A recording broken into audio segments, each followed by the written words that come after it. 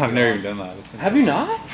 This your first time? Mm-hmm. I'm like popping your live virginity. Yes, you are. Let me see. I think we're on. Let's see. We're recording over there, but let's just make sure we're on here. No interruptions. We're good. We were live. Triple Crown What's going Glass on, Mirror everybody? in Belton. Yeah, here with Corey McGregor, Triple Crown Glass Mirror, Belton, Texas. Mm-hmm. Introduce yourself, man. Tell me a little bit about you. Like I said, Triple Crown Glass and Mirror. My name is Corey McGregor. We have a shop here in Belton, right off of Adams. Been here, the new location, about 7 months. The old location, about 3 years. So we've been in Belton, been in business for, this is right on verge of year 4 now. Super excited to be in Belton. We love the community, love Central Texas, Temple, Belton. We just love doing glass. Not something we thought we would get into, but as we're growing and learning it, it's Which been I'm a going to lot of ask fun. you about that. Yeah. What got you into glass, per se? That's always a fun topic. I don't come from a glass background, and a lot of the guys in our shop don't either. I always kind of started the company with a customer service base. I started because I figured I knew people, and I love talking to people. I just love being around people. So what I did was I worked for a company, Real Star Property Management. Love those guys, by the way, Herman and Isaac. So they helped me get started. Shout out Real Yeah, Star. right, there you go. If you need some properties managed in Temple Belton, though, you got to take them to them. They gave me an idea if they needed a good glass company to help take care of their orders, broken windows and such. And you didn't do any glass when they asked you? No, I actually had my dad come and help me try to figure some of this stuff out when he was still here. And because he's been a carpenter his whole life, so he kind of knows, reading the tape measure. From there, they started to send me work orders, and I didn't know exactly how to take the glass out. Again, this was probably 5.5, 6 years ago. So from there, I was working on the back of my Jeep Grand Cherokee.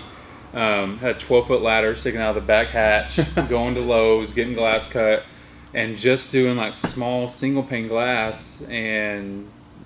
But I went with it as the forefront of just customer service. Fast forward real quick. Mm-hmm. Now, how many trucks do you have? Now we've got 4 trucks out on the road, including the one behind us here, and then we just got 2 new vans fully wrapped that just hit the road last week, and it's just been super explosive over the last probably crazy. 18 months. All right, let's jump back. So you're driving around, you're using a pickup truck, and you're just going. Yeah. How are you learning? Are you learning as you go, or are you teaching yourself? Teaching myself, learning as I go. I didn't get on YouTube a whole lot. What I would do is, it helped that a lot of the homes were being sold or in progress.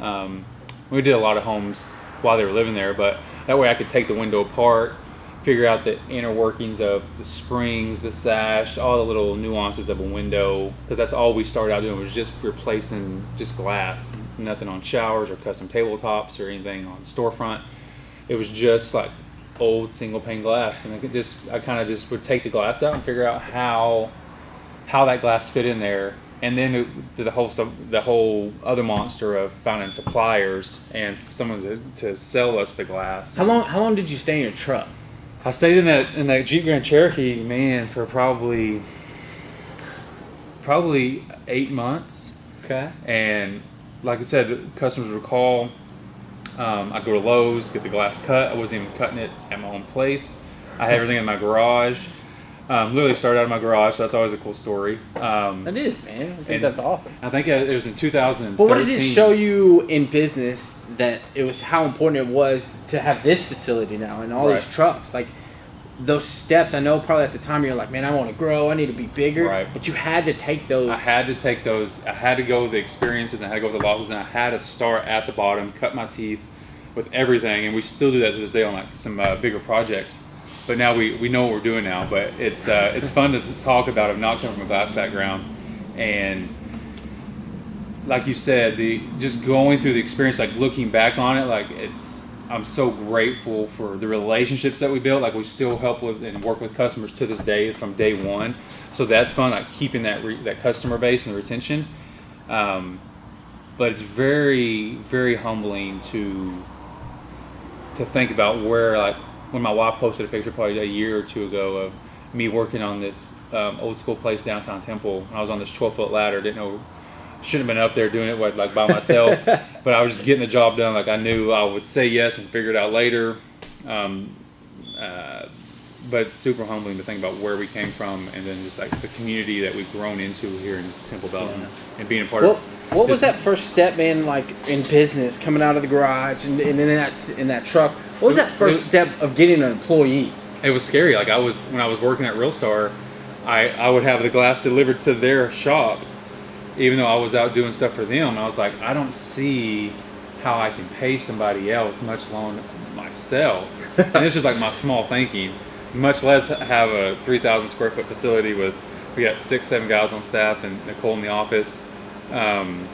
It's beyond my wildest dreams on that sense. But like, you never thought about it like and that. Oh, I having trucks, the truck no. Like, how am I going to pay myself much less anybody else? And then I think that coming from the aspect of like you take care of people and everything else, you do a great job. You take care of yourself, and you take care of the customers, and everything else will work itself out. And yeah, so I think taking care of customers and just being a nice, kind person, I think that has a lot to do with who we are as a company, because we don't just hire anybody. Like we want to make sure they have that higher standard. Like they're kind, reputable people. Like we get that a lot of our customers now. We get such good feedback of all of our installers and even Nicole in the office of how which I love her. Great everybody is. Yes, she's super awesome. So let me ask you this: what did you do? Right, you just came out of this truck. You're thinking about getting an employee.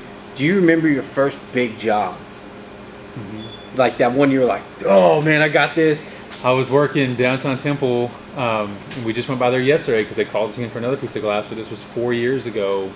And I just started doing it full time. I was like 4 days into it, and I got this phone call from KPA Engineers downtown Temple.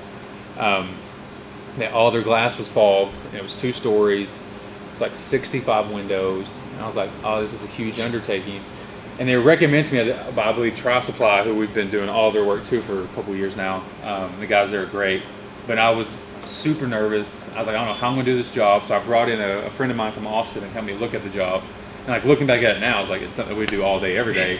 But then I had no idea having to rent equipment like scissor lifts, boom lifts to get to the second, third story because ladders wouldn't reach. And I remember we knocked it out in 3 days. Worked up sun up to sundown and replaced all the windows. Customer loved it. And like I said, they literally just called us on yesterday, to come replace a couple more that got broken. So it's crazy to think about, like that, the very first big job, and how you're so nervous to take the job, and once you say yes and you figure it out, then it really wasn't. The thinking is the hard part. Yeah. The doing, the action's usually the easy part. That's crazy. I called you the other day, and we were talking about something, and you sent me a picture. You're like, this glass just broke. I don't know how much it was. It was an expensive glass, a mirror, I think it was, all over a brand new build. And so, what did you do when you had that first loss? I know that one wasn't your first loss, right, but I know that loss came. Oh, like I mean, I take it personally. I guess like anybody would. I feel like a failure. First of all, because glass is sharp, so if it breaks, you want to make sure like nobody's involved, like everybody's okay, they're safe, and no one's injured. Because it does happen. But that first time that it happened, like it just hit me right in the gut of, okay, now I need to take a step back, make sure everything's being installed correctly. And it kind of makes you, like I said, start back from the front and get all the nuances of, am I doing this correctly? But no, it hit me, and it still hits me in the gut, because I hate when it happens. I hate when I get customer callbacks of like, oh, hey, like this mirror. You took it better than I did. Even when we were talking that day, you were like, I was like, damn, you weren't upset. You just knew that it was a problem. Luckily, it's a process. You wrote me and you were like, everybody's okay. That was one of the things you said. Yeah. And I was like, okay, well that's good, but I just remember, I keep seeing the picture in my head. Yeah, so it just nets a lot of glass. Yeah. I think a lot of people when they're starting business, they say their fears, and that's a fear. What if I fail? What if a glass breaks? Did you ever have that thought? Absolutely. And we're like coming from I've always been super, I guess, type A, just driven. Like I just want to figure stuff out and go. But coming from like a network marketing background where they just push you in personal development. So I had a lot of that encouragement like already kind of built in, even though I knew it was going to be hard and I knew I was going to be nervous and have a lot of fears. And then now, like to this day, coming into work every day, like I know I'm going to have some doubts and fears and concerns, but it's like still doing it anyway because I know the failures are part of to get us to the story that we're trying to play out of who we are as a company, and that we wouldn't be who we are as a company, as personally, without our failures. Or so I, not that I embrace them, but I do encourage the guys, like, if you make mistakes, part of it, don't be afraid to call me, tell me like something broke or you chipped it or you measured wrong, because at the end of the day, we're all human. At the end of the day, it's just glass. At the end of the day, like, relationships matter, so as long as we communicate, the failures and the fears are going to be there. It's just learning to work with them, I guess. You know, you bring that relationship thing up, and the environment. Every time I come over to the shop, Corey, it's just amazing, bro. I keep preaching on that because your guys are so loyal to you. What's something you do or suggest you do to keep your guys motivated with you? Because it's a growing company, you know. Right. So sometimes people going into business are going to be like, I don't know if I can follow that person. I don't know if I can take that risk with him, but I feel like your guys take the risk with you. Right. No, yeah, and I feel like, not coming from a glass background, like, I'm on the job site more so in the last 6 months than I am now, but I was on the job site, every single job site with them. I was like in the trenches, if you will, and still am, though not as much as we're growing to help manage that side of it. But the guys knew, like, I'm going to be shoulder to shoulder with them. And that's the first thing when the first guy I ever hired, I let him know was, like, I'm going to invest in you. Like, I'm not here to, like, I know you're going to work and make money, but if it comes to, like, me and this person's relationship, like, and I tell all the guys, and I was like, one of my biggest, feel like I can bring value to the person that's coming in the door instead of me trying to, like, wring them out like a towel. Like, how much can I get out of this person? Yeah. Like, just doing it backwards and say, how much can I invest into this person? And it's just crazy how willing everyone is to work for each other and with each other for nights, weekends. Like, we just finished the Parade of Homes, and that's always stressful for us because we're usually like the last guys to You get were a little called. stressed out during that week. Always Every time when I talk to you, you're like, man, we got to get through this week. Yeah, if I get through this week, and all the builders know it, and they know that we work as much as we can. Because glass, like what we have here, is not something you can just cut in shop. It has to be tempered, it has to be outsourced, has to go through an oven, if you will, to make it safety glass. But other than that, but when it comes to our guys, back to that, I'm super grateful for Nicole, Josh, Trey, Garrett, DJ now, Taylor has been with us, of how I want them to be treated. I guess the golden rule of, like, I'm going to treat you with the utmost respect. You got my trust in the beginning. I don't make you earn it. Yeah. I think people go wrong with that. I hate that. You got to earn trust. Like, let me give you some, and if you break it, then I understand. Yeah. I liked how you said you don't ring them out. Yeah, I know me having they're employees, people, man, sometimes I try to squeeze them the most that I could, and that's the wrong way to look at it. Right. I think that's why your atmosphere is so amazing. Yeah. You did squeeze those guys out. And I see it, I'm telling you. They walk in, they grab something, they ain't standing around, they're picking it up. It's pretty amazing, man. Not a lot of small businesses have that. So I've been very fortunate. And like I said, I'm very blessed. Like, if I know they've been having, like, we've been working hard weeks, like small things, like, hey, we're going to take the rest of the afternoon off. Y'all go fishing. That was one of our lead guys. Came to me about a month ago and knew, like, the guys were, we've been working hard, summer's coming, like, he's like, you know what, we're still waiting on orders to come in, and I'm going to be here till late, so how about we just go ahead and get the guys off the rest of the day, they go fishing, little things like that. Like, we can push and move things around the schedule, and it gives the guys know, I'm like, hey, like, yeah, work's important, and it's important what we do here for the job and the community, but at the end of the day, like, we love where we come, and we want to keep that environment.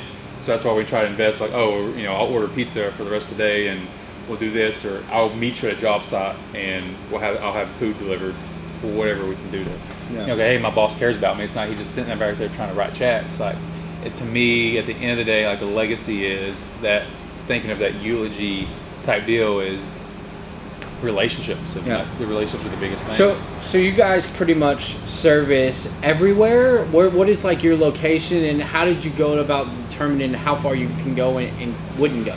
Well, we're here in Belton. We've serviced anything in Central Texas. Like, we'll go to Waco, Copper Scope, Kempner, we've gone to Passes, we've gone to San Antonio, Austin, Lakeway, Bee Cave. I think the farthest north is probably, I'm trying to think of that town, Fort Hillsboro, west. Oh yeah. But we don't go. We stay within, like, a 45-mile radius for showers, mirrors, broken windows. Of course, we get a lot of commercial bids, and that's 3-4 hours away, and you can do that. But for the residential, everyday broken windows, fogged windows, shower glass, yeah, we. And you do everything from a basic service to like a custom, custom. to like a commercial or custom niche. So you have a broken or fogged window. If the window won't open or close properly, like the springs on the side or the block tackle balances, if it's not shutting all the way, even if like the vinyl beading on the outside, if that's been hit by hail damage, we do that as well as a service. But a lot of people don't realize we do what we call IGs, which is insulated glass, which is your double pane windows. So like if kids hit baseballs through your window or something cracks, and usually it's the outside pane and the inside's fine because you have a double pane window. We probably replace 60 to 65 a week of those. Oh wow!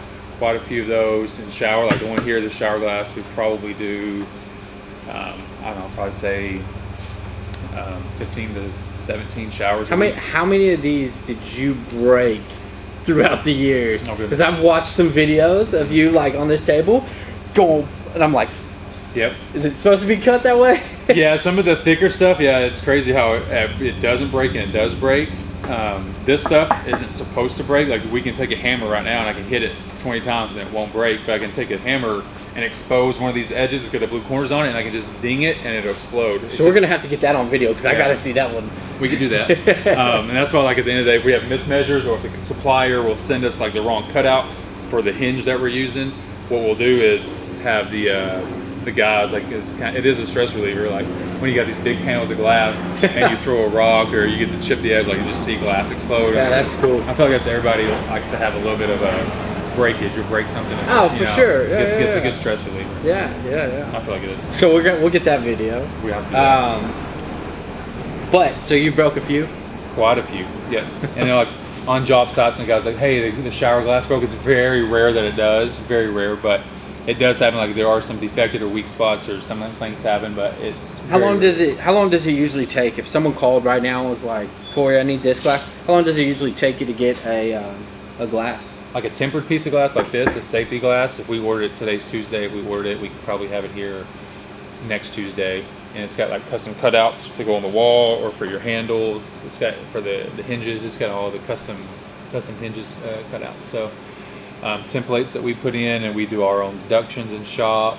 Ordering hardware, we pretty much do it all. So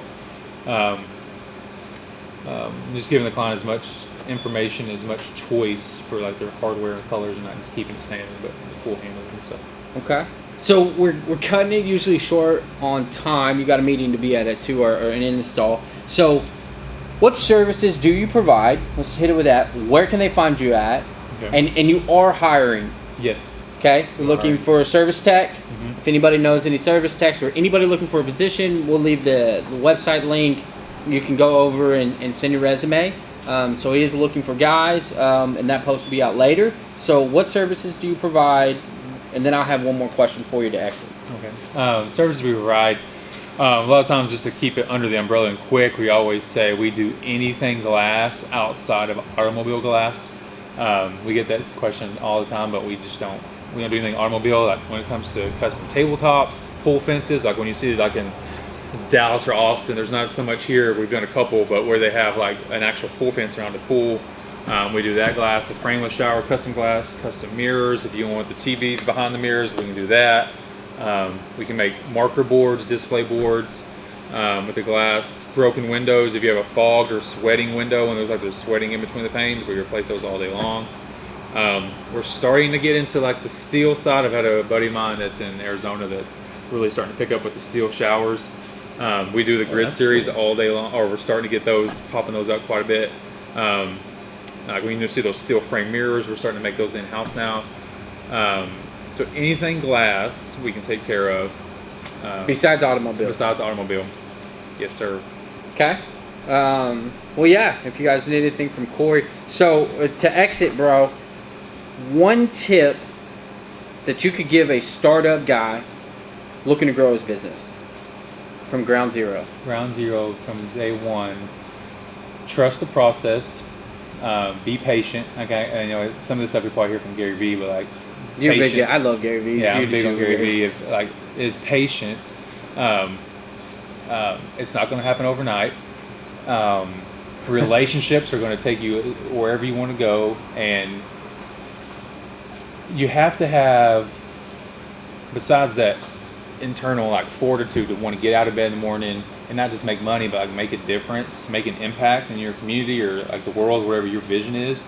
But like you have to have something I feel like bigger than yourself, that other people, the guys, the team, that they can latch on to and run with you, because whatever, I feel like whatever you want to do, I promise you, you can't do it alone. It's going to take a team.